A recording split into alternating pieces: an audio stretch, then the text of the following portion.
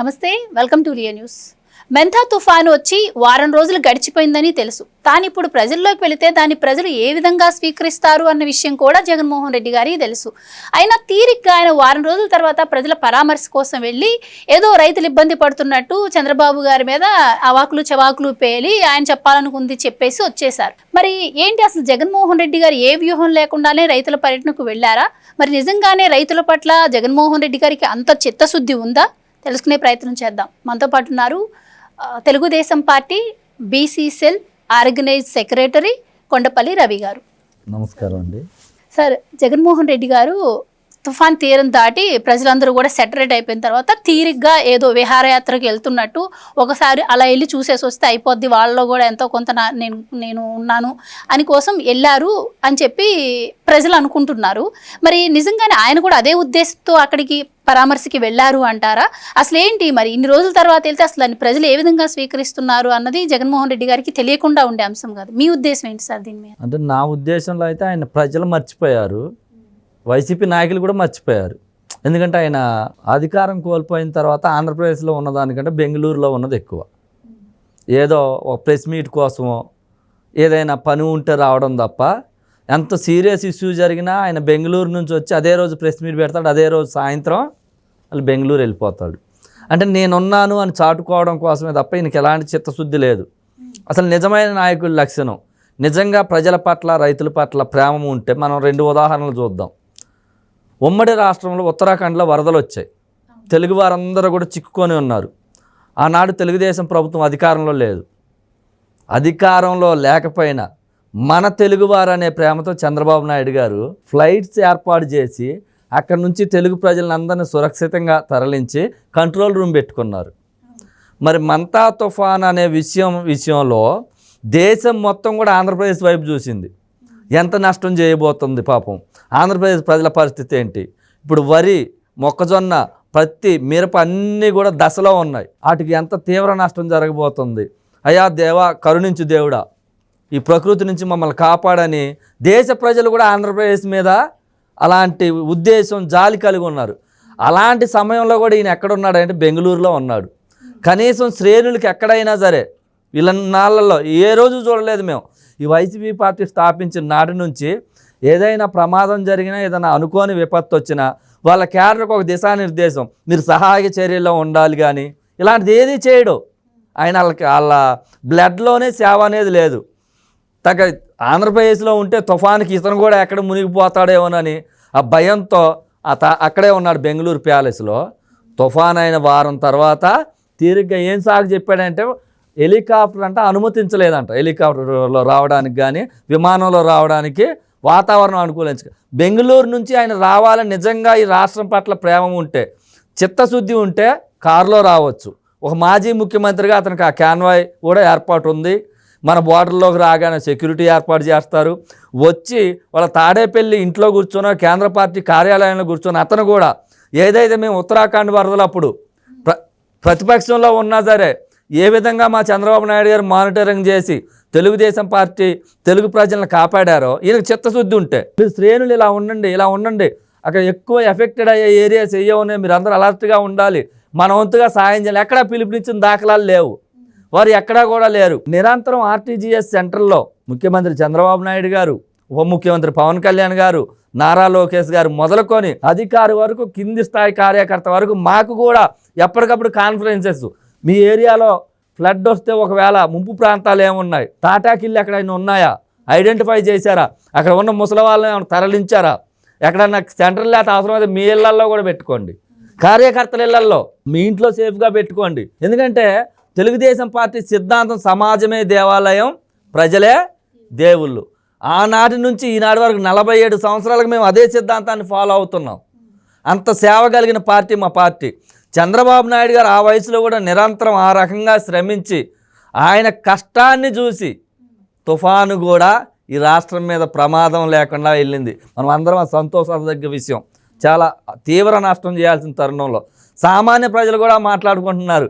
మేము అధికారులతో కానీ ప్రజలతో మాట్లాడినప్పుడు తుఫాను గురించి వాళ్ళు అన్నమాటని అర్థంగా చెప్తున్నాను. మీరన్నట్టు జగన్మోహన్ రెడ్డి గారు వారం తర్వాత వచ్చారు అని చెప్పి అన్నారు. కానీ తుఫాను ఆగిన తెల్లారే ఆయన ఆంధ్రప్రదేశ్కి రావడం జరిగింది. ఒక ప్రెస్ మీట్ కూడా పెట్టారు. కానీ వెంటనే మళ్ళీ ఆయన ఈవినింగ్కే బెంగళూరు వెళ్ళిపోయారు.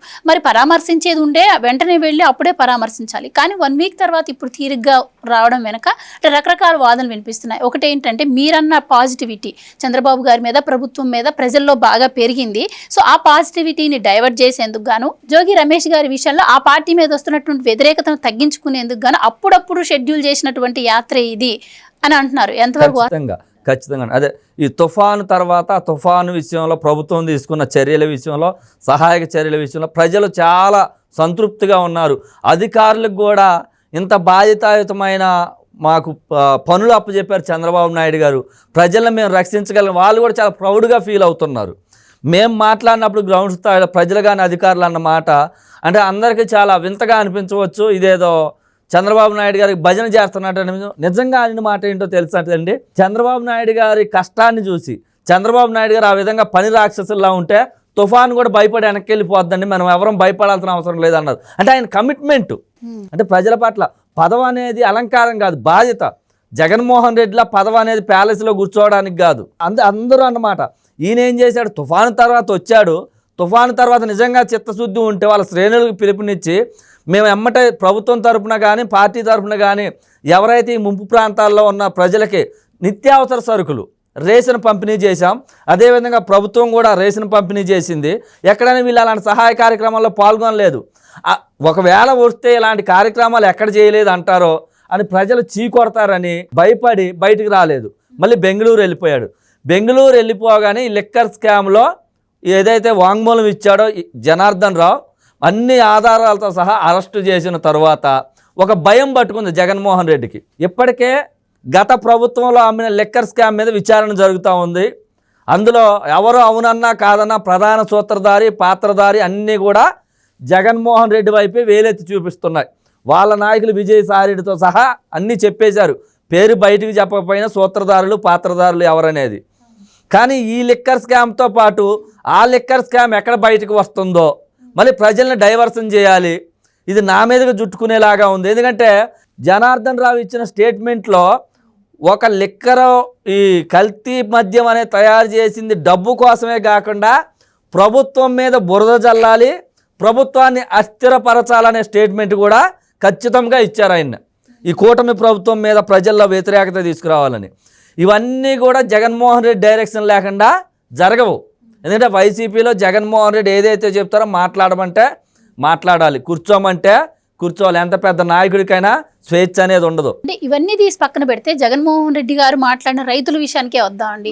ఆయన రైతుల మీద ఏదో ప్రేమ ఉన్నట్టు, అంటే పంటల బీమాని ఇప్పుడు ప్రభుత్వం తీసేసింది, రైతులు అష్ట కష్టాలు పడుతున్నారు, వాళ్ళకి యూరియా అందట్లేదు, పంటకి గిట్టుబాటు ధర లేదు, అంటే వ్యవసాయం దండగా అన్నటువంటి చంద్రబాబు గారు ఆయన ఉద్దేశాన్ని మార్చుకోవాలి అని చెప్పి ఏదైతే ఆ సెంటెన్స్ ఉందో దాన్ని ఇప్పుడు మళ్ళీ ప్రజల్లోకి తీసుకెళ్లేందుకు గట్టిగా ట్రై చేస్తున్నారు సార్. మరి నిజంగానే గత 5 ఏళ్లలో జగన్మోహన్ రెడ్డి గారు రైతుల పట్ల అంత చింతశుద్ధిగా ఉన్నారా? ఉంటే మరి పోలవరం ప్రాజెక్ట్ని ఆయన ఎందుకు పూర్తి చేయలేకపోయారు? అంటే ఈ రోజని కానీ గ్లోబల్స్ ప్రచారం అనేది వైఎస్ రాజశేఖర రెడ్డి మొదలుపెట్టాడు, వాళ్ళ తండ్రి.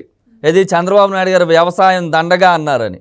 చంద్రబాబు నాయుడు గారు వ్యవసాయం దండగా అనలేదు, లాభసాటైన వ్యవసాయాలు చేయండి. ఇంతకుముందు కాలంలో పరిస్థితులు అనుకూలంగా లేవు, వాతావరణాలు అనుకూలంగా లేవు, అందుకని రైతులు సేంద్రీయ వ్యవసాయం పైన కానీ హార్టికల్చర్ మీద కానీ ఎక్కువ దృష్టి పెట్టాలి, లాభాలు పొందాలి. ఆ దిశగా ఆయన చెప్తే దాన్ని వీళ్ళు ఈ రకంగా మార్చివేసి ఆ రోజు నుంచి కూడా గ్లోబల్స్ ప్రచారం. చంద్రబాబు నాయుడు గారు వ్యవసాయం దండగన్నారు, వ్యవసాయం దండగన్నారు అన్నారు. ఇప్పుడు ఆంధ్రప్రదేశ్లో ముఖ్యంగా కోస్తా ప్రాంతంలో చూసుకుంటే పామాయిల్ అనేది చాలా ప్రధానమైనది. పామాయిల్ చాలా ప్రధానమైన పంట, వాళ్ళ విదేశాలకు ఎగుమతి అవుతూ ఉంది. రైతులకి ఎలాంటి శ్రమ లేదు, డ్రిప్ ఇరిగేషన్ మొత్తం చాలా కూలీలతో కూడా చాలా తక్కువ పని ఉంటుంది. అది మొదలుపెట్టింది అన్న నందమూరి తారక రామారావు గారు, దాన్ని ప్రోత్సహించింది నారా చంద్రబాబు నాయుడు గారు. వ్యవసాయం దండగన్న వాళ్ళు రైతులకి అంత లాభసాటి వ్యవసాయం ఎందుకు చేస్తారు? వీళ్ళంతా ఇది గ్లోబల్స్ ప్రచారం ఏం లేదు. ఆయన వ్యవసాయం దండగనలేదు. రైతులు మీరు 6 నెలలు కష్టపడి ఆ వ్యవసాయాన్ని నమ్ముకొని ఉన్నప్పుడు మీరు నష్టపోతే ప్రభుత్వాలు సహాయం చేసిన ఎంతో కొంత ఉపశమనంగా చేయగలవు తప్ప మీకు పూర్తి స్థాయిలో చేయలేవు. కావున లాభసాటైన వ్యవసాయం, ప్రత్యామ్నాయ మార్గాలు ఎత్తుక్కొని అవును. ఏదైతే ఇప్పుడు కాలం మారుతుందో ఆ కాలానికి అనుగుణంగా అవసరాలకు అనుగుణమైన పంటలు వేసి వాణిజ్య పంటల వైపు ఎక్కువ మొగ్గు చూపమన్నారు చంద్రబాబు నాయుడు గారు. అట్ ద సేమ్ టైం ఈయన అంటున్నాడు కదా ఈ బీమా చేయలేదని. పార్లమెంటు సాక్షిగా కేంద్ర మంత్రి గారే ప్రకటన చేశారు. ఏమనంటే 3 సంవత్సరాలు అసలు రైతులకు ప్రీమియం చెల్లించిన వ్యక్తి జగన్మోహన్ రెడ్డి. 2019లో వీళ్ళ మేనిఫెస్టోలో పెట్టారు ధరల స్థిరీకరణ నిధి, ప్రకృతి వైపరీత్యాల నిధి పెడతామని. ఇప్పటికే 2019 జగన్మోహన్ రెడ్డి మేనిఫెస్టో తీస్తే ఇప్పటికే ఉంటుంది. కానీ గడిచిన 5 ఏళ్ళు ఎన్ని తుఫాన్లు వచ్చినా ఎన్ని నష్టాలు వచ్చినా ధరల స్థిరీకరణ నిధులు లేదు, ప్రకృతి వైపరీత్యాల నిధి లేకపోగా రైతులకు నష్టపరిహారం చెల్లించిన దాఖలాలు లేవు. అంతేకాకుండా రైతులు ఆరుగాలం శ్రమించి ధాన్యం ప్రభుత్వానికి అమ్మకాలు జరిపితే ధాన్యం డబ్బులు కూడా ఇవ్వకుండా బకాయిలు పెట్టిన ఘనత ఈ జగన్మోహన్ రెడ్డిది. రైతుల మీద ఈయనకు నిజమైన ప్రేమ ఉంటే రైతుల డబ్బులు బకాయిలు ఎందుకు పెట్టాడు? ఆ డబ్బుల్ని వాళ్ళ కాంట్రాక్టర్లకు బిల్లులకు ఎందుకు తరలించాడు? వాళ్ళ అనుచరులకి. రైతులకు ఇవ్వాల్సిన డబ్బు కదా. రైతులు వడ్డీలకు తెచ్చుకొని బ్యాంకుల్లో లోన్స్ తెచ్చుకొని కష్టపడి పంట పండించి నీకేస్తే నువ్వు ఎప్పుడో సంవత్సరానికి నీ కాంట్రాక్టర్లకి వాటికి బిల్లులు చెల్లించుకున్నావు. రైతుల పట్ల నీకు ప్రేమ ఉందా? చంద్రబాబు నాయుడు గారికి ప్రేమ ఉందా? ఈ సంవత్సరంన్నరలో ధాన్యం 3 పంటల విషయంలో కూడా మొట్టమొదటిసారి ఈ రోజు అమ్మితే తెల్లారే జమ చేసిన ప్రభుత్వం కూటమి ప్రభుత్వం. రైతులకు ఎలాంటి ఇబ్బంది లేకుండా. మీరు రైతుల గురించి మాట్లాడుతుంటే నాకు విషయం గుర్తొచ్చింది. జగన్మోహన్ రెడ్డి గారు ఇందాక నేను అడిగినట్టు పోలవరం ప్రాజెక్ట్ని నెగ్లెక్ట్ చేయడమే కాకుండా పోలవరం బనకచర్ల కూడా చంద్రబాబు గారు సంకల్పించారు. దానిపైన కూడా మొన్న ఈ మధ్య మీరు చూస్తే ఆయన వ్యతిరేకంగా ఇది అయ్యే పని కాదు అన్నట్టు ఆయన మాట్లాడటం జరిగింది. ఈ రోజు ఏదో కడపలో ఒక మెడికల్ హాస్పిటల్ ఉంది, దీన్ని ప్రైవేటు పరం చేస్తా, ఇక్కడ పరికరాలు మొత్తం తరలించుకెళ్ళిపోతున్నారు, ఎందుకు రాయలసీమ అంటే మీకు అంత కోపం చంద్రబాబు గారు అని చెప్పి వైఎస్ అవినాష్ రెడ్డి గారు ఈ రోజు మాట్లాడుతున్నారు. అసలేంటి సార్ అంటే ఒక పక్క ఏమో రాయలసీమ మీద చంద్రబాబు గారికి ప్రేమ లేదని వాళ్ళు మాట్లాడతారు, మరో పక్క బనకచెర్ల అంశాన్ని స్వయంగా జగన్మోహన్ రెడ్డి గారే వ్యతిరేకిస్తారు. ఎలా చూడాలి? ఇప్పుడు చూడండి, మీరు ఇప్పుడు కాదు గత వైఎస్ రాజశేఖర రెడ్డి గారు కూడా జలయజ్ఞం అని ప్రవేశపెట్టాడు, కానీ చేసింది జలయజ్ఞం కాదు, ధనయజ్ఞం. ఇదే పోలవరం ప్రాజెక్టు మాది ఏలూరు జిల్లా, మాది పోలవరం నియోజకవర్గం, నేను పోలవరం నిర్వాసితుడిని. పోలవరం ప్రాజెక్టు పేరుతో 1000 కోట్లు దోచుకొని కాలువలు తవ్వాడు తప్ప ప్రాజెక్టు పని ఇంచు కూడా చేయలేదు. కాలువలు తవ్వాడు అంతే. నిర్వాసితులకు సరైన న్యాయం కూడా జరగలేదు. అట్ ద సేమ్ టైం 2014లో రాష్ట్రం విడిపోయిన తర్వాత ఉమ్మడి ఆంధ్రప్రదేశ్ తొలి ముఖ్యమంత్రి చంద్రబాబు నాయుడు గారు మోడీ గారు మీకు ఏమి కావాలి అని అడిగితే నాకు ఎలాంటి పదవులు మాకొద్దు, కేంద్రంలో మాకేమీ అవసరం లేదు, కానీ పోలవరం ప్రాజెక్టుకి అడ్డంకిగా ఉన్న ఈ తెలంగాణలో ఉన్న 7 మండలాలు ఏవైతే ఉన్నాయో అవి ఆంధ్రాలో విలీనం చేయండి. పోలవరం ప్రాజెక్టు మా ఆంధ్రప్రదేశ్కి వరం. ఆ పోలవరం ప్రాజెక్టును త్వరితగతిన పూర్తి చేయాలి, సాగునీరు త్రాగునీరు కష్టాలు లేకుండా చేయాలని దాన్ని యుద్ధ ప్రాతిపదికన తీసుకొని గడిచిన 5 సంవత్సరాల్లో 2014 టు 2019 ఒక పక్క భూపరిహారం ఇచ్చుకుంటూ ఇంకో పక్క ప్రాజెక్టు పనులు 70% పైగా పూర్తి చేస్తే 2019లో వచ్చిన జగన్మోహన్ రెడ్డి 5 సంవత్సరాల్లో కనీసం అనిల్ కుమార్ యాదవ్ కానీ అంబటి రాంబాబు అసెంబ్లీలో తొడలగొట్టడం తప్ప ప్రాజెక్టు పని 5% పూర్తి చేసింది లేదు. వాళ్ళ నోటితోనే చెప్పారు 2020లో నీళ్ళు ఇస్తామన్నారు, 2021లో నీళ్ళు ఇస్తామన్నారు, 2023లో నీళ్ళు ఇస్తామన్నారు. ఏ రోజు కూడా ప్రాజెక్టు పూర్తి చేయకపోగా ఏదైతే విలీన మండలాల వారు వచ్చారో పాపం పోలవరం కోసం భూములు త్యాగం చేశారో, వారి గ్రామాలు త్యాగం చేశారో, అనేక సార్లు గోదావరి వరద ముంపునకు గురైతే వారికి కనీస నష్టపరిహారం ఇవ్వలేదు, R&R ప్యాకేజ్ ఇవ్వలేదు, ప్యాకేజ్ కూడా ఇవ్వలేదు. వారి కష్టాలు చూసి ఆనాడు ప్రతిపక్షంలో ఉన్న తెలుగుదేశం పార్టీ మేము చందాలు వేసుకొని ఆ గోదావరి వరద బాధితులకి ఎన్టీఆర్ ట్రస్ట్ తరపున తెలుగుదేశం పార్టీ తరపున మా కార్యకర్తలు నాయకులు అందరం కూడా గోదావరి వరద బాధితులకు సహాయం చేశాం. ఆ రోజు చంద్రబాబు నాయుడు గారు వరద బాధితులకి పర్యటనకు వచ్చి ఆ రోజు చెప్పారు, మా ప్రభుత్వం రాగానే మీకు మొదటి సంవత్సరంలోనే మేము R&R ప్యాకేజ్ కానీ ఈ భూసేకరణకు సంబంధించిన పరిహారం ఏదైతే ఉందో అది జమ చేస్తామని చెప్పిన విధంగా ఇప్పటికి 1000 కోట్ల రూపాయల R&R ప్యాకేజ్ ఇవ్వడం జరిగింది. నువ్వు గడిచిన 5 ఏళ్లలో పోలవరం ప్రాజెక్టు పూర్తి చేయకపోగా మరి పోలవరం నిర్వాసితులకి నువ్వే చెప్పావు అన్నాడు ప్రతిపక్షంలో. నేను అధికారంలోకి వస్తే గతంలో మా తండ్రి రాజశేఖర రెడ్డి టైంలో కోల్పోయిన భూములు ₹1,00,000 కోల్పోయారు, ఎకరాకు 5 లక్షలు ఇస్తా అన్నాడు. ఎకరాకు 5 లక్షలు ఇవ్వలేదు. ప్యాకేజీ పెంచుతా అన్నారు, ప్యాకేజీ పెంచకపోగా వాళ్ళు నిట్ట గోదావరి వరదల్లో ముంచేశాడు.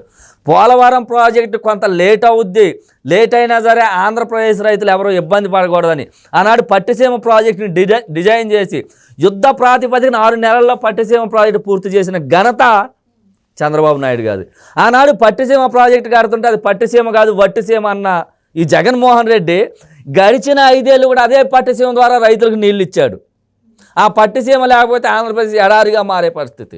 ఈరోజు మళ్ళీ తెలంగాణలో ఏదైతే మిగులు జలాలు ఉన్నాయో తెలంగాణ వాడుకోగా మిగిలిన మిగులు జలాన్ని పోలవరానికి లింక్ చేస్తూ బనకచెర్ల ప్రాజెక్టుని డిజైన్ చేసి కేవలం రాయలసీమను దృష్టిలో పెట్టుకొని రాయలసీమకు త్రాగునీరు సాగునీరు ఇబ్బంది లేకుండా చేయాలని చంద్రబాబు నాయుడు గారు కేంద్రం వద్ద ఒక ప్రతిపాదన పెట్టి ఆ ప్రాజెక్ట్ డిజైన్ పెడితే తెలంగాణ వాళ్ళంటే వ్యతిరేకిస్తూ ఉన్నారు వాళ్ళ రాజకీయ అవసరాల కోసం. తెలంగాణ వారికి కూడా తెలుసు మనం వెళ్ళామి తెలంగాణ భూభాగంలో ఉన్న వాటర్ని మోటార్లు వేసాం మనం తోడుకోం. అక్కడ వరద ఫ్లోటింగ్ ఎక్కువ అయిన తర్వాత మిగులు జలాలు ఏవైతే ఉన్నాయో మనకు వరదలా వచ్చిన నీటిని మనం స్టోరేజ్ చేసుకుంటా ఉన్నాం. దానిని వాళ్ళు వ్యతిరేకిస్తుంటే కనీసం రైతుల తరపున ఒక రాయలసీమ బిడ్డగా రాయలసీమ అవసరాలు తీర్చే బనకచెర్ల ప్రాజెక్టుపై నువ్వెందుకు మాట్లాడలేదు? నిజంగా నీకు రైతుల మీద చిత్తశుద్ధి ఉందా? కేంద్రానికి లేఖ రాసావా? నువ్వు ఏమీ లేకపోగా మీ ఎంపీల చేత మీ నాయకుల చేత నీ చేత కేంద్రానికి ఏమని లేఖలు రాయిస్తున్నావు? ఆంధ్రప్రదేశ్కి నిధులు ఇవ్వద్దు, బనకచెర్ల ప్రాజెక్టుకి అనుమతులు ఇవ్వద్దు, పెద్ద పెద్ద కంపెనీలు ఈరోజు ఆంధ్రప్రదేశ్కి వస్తూ ఉంటే వాటికి లెటర్లు రాస్తున్నారు ఏమని? ఆంధ్రప్రదేశ్లో మీరు పెట్టుబడులు పెట్టవద్దని.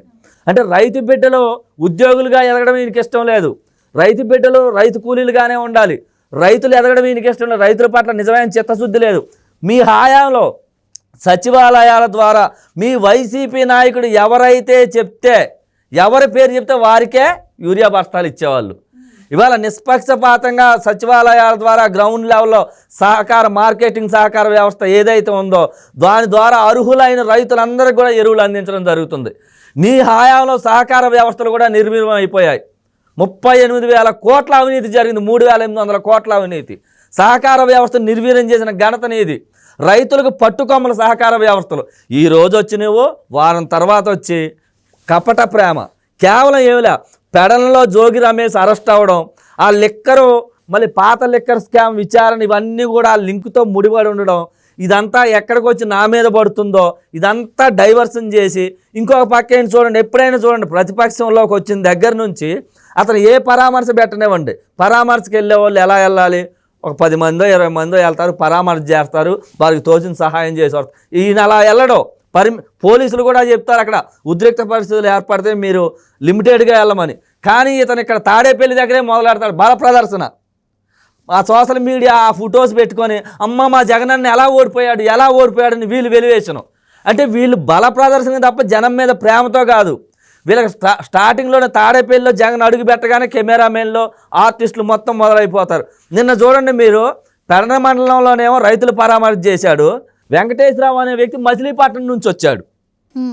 పెడనలో ఇతను 20 ఎకరాలు వరి పంట వేసాడంట. ఏది మచిలీపట్నానికి చెందిన వ్యక్తి. అంటే ప్రశాంత్ కిషోర్ ఆర్టిస్టులు ఉంటారు కదండి ఆ టైపు. మొన్న ఇప్పుడు ఇంకొక అతను కాసు మహేష్ రెడ్డి గురజాల మాజీ ఎమ్మెల్యే, మీరు వీడియో చూశారో లేదో, అసలు ఎక్కడ వేసారు, పంట చూపించట్లేదు, ఏం చూపించలేదు. ఒక ఆమె ఈయన అడుగుతున్నాడు, అమ్మ ఎన్ని ఎకరాలు వేసావు? 20 ఎకరాలు. ఎంత నష్టం జరిగింది అంటే స్టోరీ. అంటే పంట నష్టం ప్రభుత్వం క్లియర్గా ప్రాథమిక అంచనా వేసింది. 1,00,000 నుంచి 1,30,000 వరకు పంట నష్టం ఎకరాల్లో నష్టం జరిగింది. కేంద్రానికి నివేదికలు పంపుతాం, రాష్ట్ర ప్రభుత్వం తరపున ఏం చేయాలో చేస్తాం, పూర్తి స్థాయి నివేదిక. ఈయన నిన్న వచ్చి అసలు తుఫాను గురించి తెలియదు, వారం రోజులు అక్కడ ఉన్న వ్యక్తి వచ్చి 15 లక్షల ఎకరాల్లో పంట నష్టం జరిగింది అంటున్నాడు. అంటే ఇంతమంది క్షేత్రస్థాయి అధికారులు పరిశీలన చేసి ఇన్ని చేస్తే వీళ్ళకి రానంచినా బెంగళూరులో ఉన్న ఈయనకు వచ్చేసింది. అంటే నోటికి ఏది వస్తే అది మాట్లాడాలి, నేను ఏది చెప్పినా నమ్ముతారు. కానీ వాళ్ళ వైసీపీ గొర్రెలు నమ్మే విధంగా ప్రజలు నమ్మే పరిస్థితిలో ఈరోజు లేరు. వైసీపీ గొర్రెలు అయితే నిజంగానే నమ్ముతాయి. ఆ నమ్మే 11 సీట్లే వచ్చాయి. ఇంకా 11 సీట్లు కూడా కోల్పోయే పరిస్థితి త్వరలోనే ఉంది. ఈ జగన్మోహన్ రెడ్డిని రాష్ట్రం నుంచి తరిమి కొట్టే రోజు దగ్గరలోనే ఉంది. ఎందుకంటే అది మేము కూడా చేయాల్సిన పని లేదు, తెలుగుదేశం ప్రభుత్వంగా ప్రజలే చేస్తారు. ఎందుకంటే ఈరోజు గూగుల్ సెంటర్ కానీ ఇవన్నీ వస్తూ ఉంటే వాటి మీద బురద చల్లుతూ ఉన్నాడు. ఈ రాష్ట్రం అభివృద్ధి చెందడం ఇష్టం లేదు.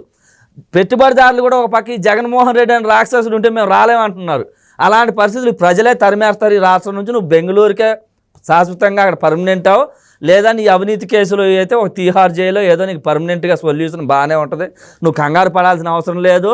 నీ అవినీతి డబ్బు మొత్తం బయటకు వచ్చి ఈ ప్రజలందరికీ చెందే రాజుల సొమ్ము రాళ్లపాలు అనే విధంగా జగన్మోహన్ రెడ్డి ఏదైతే అవినీతి సంపాదించాడో అవన్నీ ప్రజలకు చెందే రోజులు, మంచి రోజులు ఈ రాష్ట్రానికి దగ్గరలోనే ఉన్నాయని నా అభిప్రాయం. Thank you so much. Thank you. Please subscribe to Leo news for more videos.